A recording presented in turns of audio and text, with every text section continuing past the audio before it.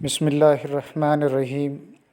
Atar Abbas from Punjab group of colleges Jampur campus.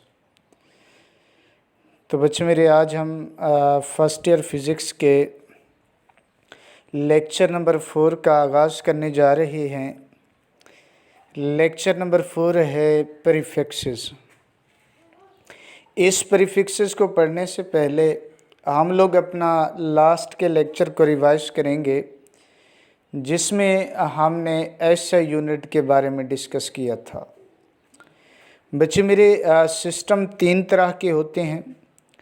SI system होता है, CGS system होता है, एफपीएस सिस्टम होता है।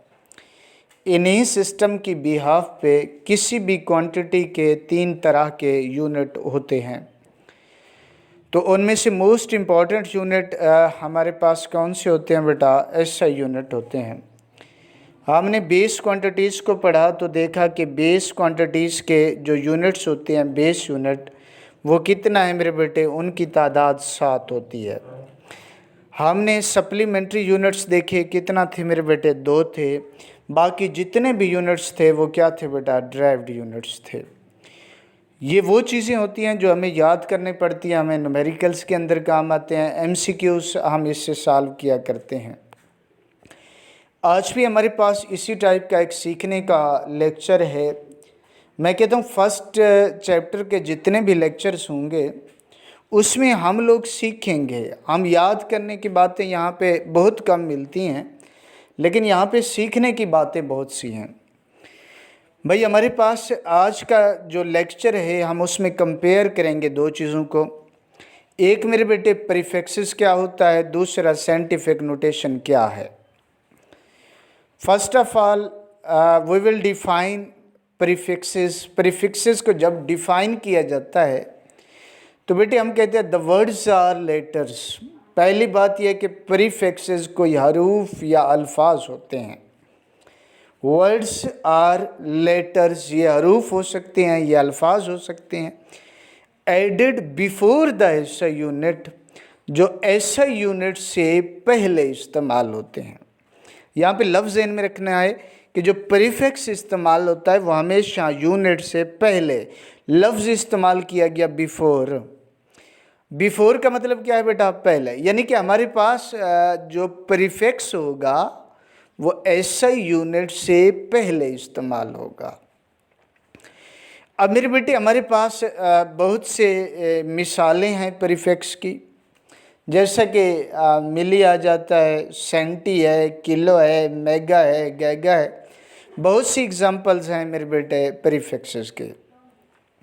अब एक और एग्जांपल दी जाती है भाई, 5 मिलीमीटर लेंथ। अब मेरे बच्चे, हमारे पास इसमें 5 क्या है? 5 रिप्रेजेंट करता है मैग्नीट्यूड को, मिकदार को बताता है। अब आगे सिमिलर टाइप के एम है, दोनों समाल एम है, एम एम। अब डेफिनेशन हमारी रहनुमाई करती है कि भाई इसमें पहले वाला जो एम है वो क्या है? प्रीफिक्स है, और दूसरे वाला क्या है बेटा? यूनिट है। क्योंकि हम लोग डेफिनेशन में कहते आए हैं prefix are added before the SI unit, SI unit से पहले ऐड किया जाता है। तो बच्चे मेरे, हमारे पास मुख्तलिफ जो है ना बहुत से प्रीफिक्सेस हैं, जिनके वैल्यूज़ पॉजिटिव में भी होती है, जिनकी वैल्यूज़ नेगेटिव में भी होती है।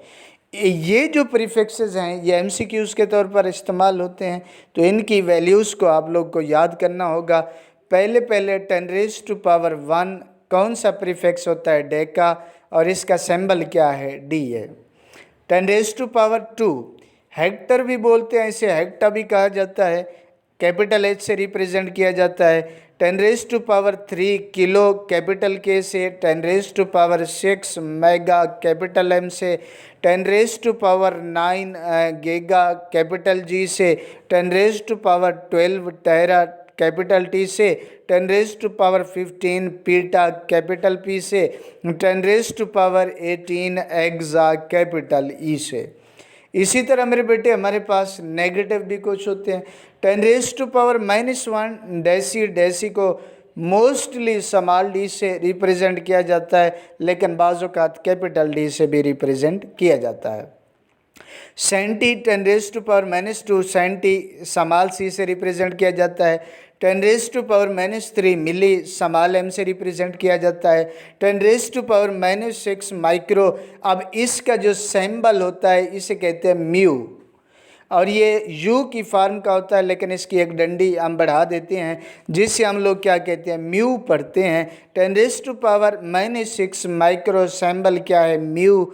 10⁻⁻9 नैनो सिंबल क्या है, स्मॉल n। 10⁻⁻12 पीको सिंबल क्या है, स्मॉल p। 10⁻⁻15 फेमटो सिंबल क्या है, स्मॉल f। 10⁻⁻18 ऑटो सिंबल क्या है बेटा, स्मॉल है। तो बच्चे मेरे हमारे पास 8 प्रीफिक्सेस पॉजिटिव में होते हैं, 8 प्रीफिक्सेस नेगेटिव में होते हैं, लेकिन ये पॉजिटिव और नेगेटिव आप लोग दोनों याद करेंगे। बच्चे मेरे ये आपको उंगलियों पे याद हो ताकि आप लोग MCQ सॉल्व कर सकें। लेट सपोज पूछा जाता है 10⁻⁻9 इज अ प्रीफिक्स। अगर आपको याद है, आपको पता है भाई 10⁻⁻9 कौन सा प्रीफिक्स है, अगर आपको ये टेबल याद है तो आप इजीली बता सकते हैं कि ये नैनो होता है।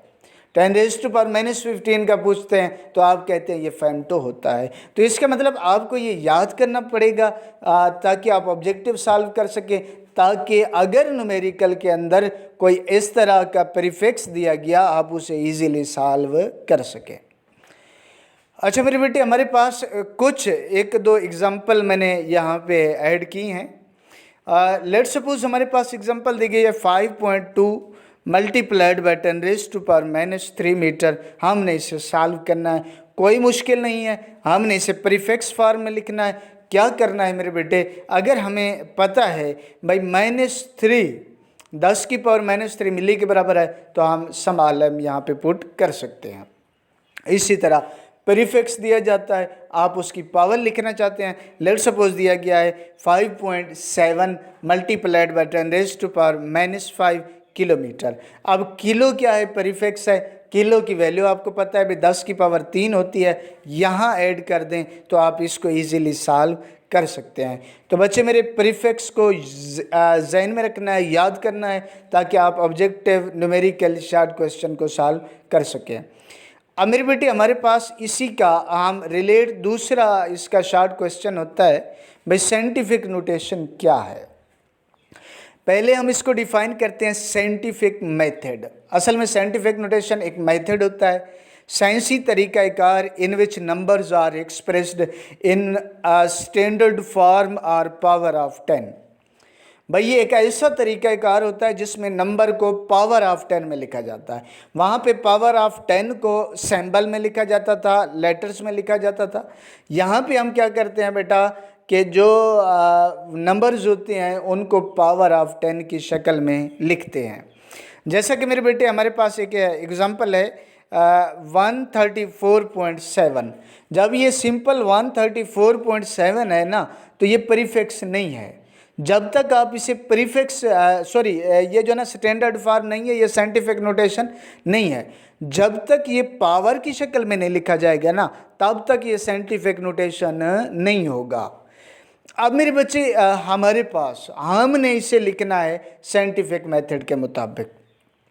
साइंटिफिक मेथड में लिखने के लिए 3 से 4 बातें आपको जहन में रखनी होगी। कौन सी 4 बातें, कौन सी 3 बातें? पहली बात मेरे बेटे वो क्या है, वो ये है कि there should be only 1 non zero digit on the left side of decimal. भाई इशारिया की लेफ्ट साइड पे, इशारिया के बाएं तरफ सिर्फ एक गैर सिफरी हिंसा होना चाहिए। ये असूल ज़हन में रखेंगे कि इशारिया की लेफ्ट साइड पे क्या होना चाहिए, एक नॉन ज़ीरो हिंसा होना चाहिए। जैसा कि मेरे बेटे एक मिसाल दी मैंने 134.7। अब इशारिया की लेफ्ट साइड पे अगर गौर से देखें तो यहाँ पे 3 जो है ना नॉन ज़ीरो डिजिट हैं। हमारा मकसद क्या है, 1 होना चाहिए। हमने इस डेसिमल को शिफ्ट कराया कितना हिंसा बेटा, 2 हिंसे। जितने हिंसे शिफ्ट कराएंगे उतना हम लिखेंगे पावर। पहली बात यह है, जहन में रखिएगा, फिर से रिवाइज करता हूँ। पहली बात क्या है कि जो इशारिया होना चाहिए, इशारिया की लेफ्ट साइड पे एक नॉन ज़ीरो हिंसा होना चाहिए। अगर एक से ज़्यादा हैं तो आप इशारिया को शिफ्ट करा दें। जैसा कि मेरे बेटे 134.7 डेसिमल की लेफ़्ट साइड पे 3 नॉन ज़ीरो डिजिट, हमने इस डेसिमल को मूव कराया कितना इंच से बेटा, 2 इंच से, इसलिए पावर लिखी 2। अब यहीं से मैं एक असूल बताता जाऊं कि अगर ये डेसिमल शिफ्ट होता है फ्रॉम राइट टू लेफ्ट, कि अगर इशारिया को दाएं से बाएं मूव कराते हैं तो मेरे बेटे जो पावर आएगी वो प्लस में होगी। पावर किस में आएगी बेटा? प्लस में। दूसरी बात, एक और एग्जांपल मैं देता हूँ, 0.0046।